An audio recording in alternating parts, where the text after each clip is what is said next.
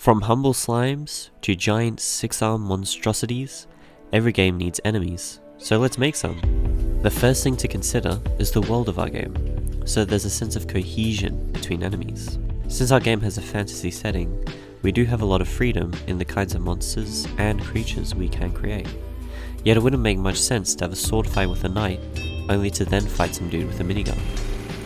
But if we make our enemies too similar to each other, combat will quickly become stale. A few months ago, we played Terraria with a bunch of mods and about 100 different bosses, but the one that stood out the most was a boss called Seth. His light beams instantly kill you on touch and fire in increasingly fast intervals, making him one of the hardest bosses in the game. It took 6 of us about 2 days and over 100 attempts before we finally defeated him, but when we did,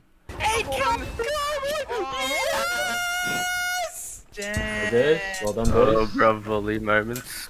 that's not to say we're going to make every enemy impossibly challenging, but we do want our enemies and bosses to be memorable, with not just unique designs, but mechanics too. First up is the Nutlet. Nutlet? I don't know, maybe we'll come up with a better name later. It's an enemy that's popped up a bit in previous episodes, and has kind of become a bit of a mascot of sorts. It mimics grass before bursting out of the ground and charging at the player. The idea being that it's like a baby tree that hasn't fully grown its roots into the ground yet. Killing the Nutlet drops wood, but if you catch it with a net, you can instead plant it, like our equivalent of a sapling. In our first video, we didn't really do a good job explaining the monster catching, and got some good feedback in the comments. Our plan is that monster catching will be a little equivalent to something like the fishing rod in Stardew Valley, and that each time you hit an enemy with the net, it starts a skill-based minigame you have to win before that enemy gets added to your inventory. And so enemies that are rare or more difficult to fight can also have more challenging minigames. There could also be unique net variants for different types of enemies, like this comment which suggested a vacuum for sucking up ghosts, like Luigi's Mansion, which is much more fitting than a bug net. Speaking of ghosts, meet the Ghost. They spawn in dark places like caves or the overworld during the night, and will be able to glow in the dark.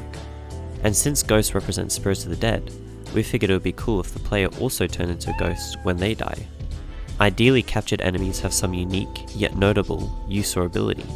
In this case, a captured ghost could be used to make a ghost lantern. The challenge here is that each enemy needs to have both an item that drops when they're killed and a use for when they're captured, and these all have to actually be useful. As much as I love Minecraft, I think this is something they really struggle with, as there are so many interesting items that just aren't useful. Just look at how common copper is compared to its crafting recipes. So to make the ghost more special, maybe it's the only way to make a lantern. So before you can confidently explore dark areas, you need to catch a ghost, which ironically only spawns in the dark. Also inhabiting the caves will be pop rocks, which are kind of like the underground equivalent of the Nutlets. They mimic rocks before charging at the player, and drop stone when killed. And I know I was just complaining about reskins, but these are different, I swear. When 2 or more pop rocks are close by, they'll gravitate toward each other like magnets, combining to form a bigger, more dangerous pop rock. Killing these bigger rocks will just break them back into smaller parts, where they rejoin if you aren't fast enough. And these guys could spawn in large groups, creating a chain reaction of joining and splitting that hopefully makes fighting them more compelling. If you capture a pop rock, it can be taken to the blacksmith to be smelted into ingots, almost like a living ore. These can be smelted into lodestone ingots, a magnetic material you can only get from captured pop rocks, that could be crafted into magnetic themed items, like a lodestone net that could magnetize enemies toward it so that they're easier to catch or something.